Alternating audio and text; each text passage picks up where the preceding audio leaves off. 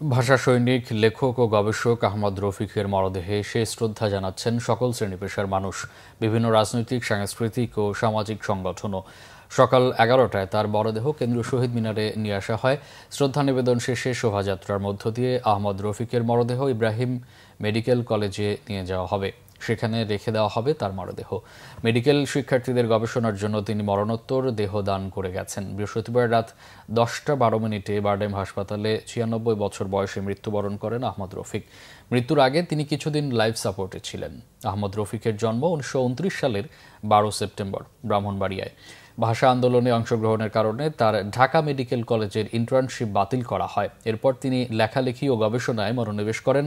তিনি শতাধিক বই লিখেছেন ও সম্পাদনা করেছেন। তার অবদানের স্বীকৃতিস্বরূপ তিনি বাংলা একাডেমি পুরস্কার, 21 পদকও পেয়েছেন। এছাড়া কলকাতার টেগোর রিসার্চ ইনস্টিটিউট তাকে রবীন্দ্র তত্ত্বাচার্য উপাধিতে দিয়েছেন।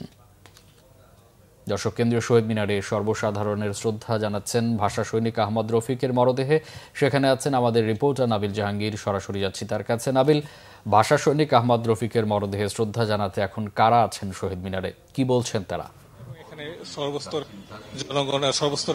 জনগণ এখানে শ্রদ্ধা জানাচ্ছেন। বিভিন্ন রাজনৈতিক দল এবং সাংস্কৃতিক এবং সামাজিক সংগঠনের যারা নেতৃবৃন্দ রয়েছেন তারা এখানে এসেছেন এবং ফুলের শ্রদ্ধা জানিয়েছেন। আমরা যেটা জানতে পেরেছি, শ্রদ্ধা জানানো শেষে দুপুর 1টার কিছু পরে আহমদ রফিকের মরদেহ একটি র্যালির মাধ্যমে ইব্রাহিম মেডিকেল কলেজে নিয়ে যাওয়া হবে। সেখানে তিনি তার দেহ দান করে গেছেন।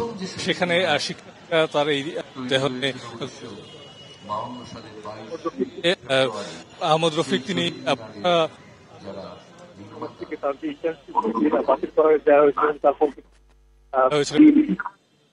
চিকিৎসা উঠতে পারেন এবং গবেষণা এবং লেখালেখি তার মনোনিবেশ করেন এবং তার প্রতিদিন ছিল অসংখ্য বই লিখেছেন, অসংখ্য গ্রন্থ তিনি সম্পাদনা করেছেন। যারা শ্রদ্ধা জানাচ্ছেন তারা কিন্তু আহমদ রফিকের মৃত্যুতে দেশ একজন সূর্য সৈনিক তাকে হারালো। তবে তার যে এই লেখা পরবর্তী প্রজন্মের কাছে তিনি বেঁচে থাকবেন, সেটি কিন্তু তারা সবাই বলছেন। ছিল এখানকার সবশেষ খবর। নাবিল, আপনাকে ধন্যবাদ।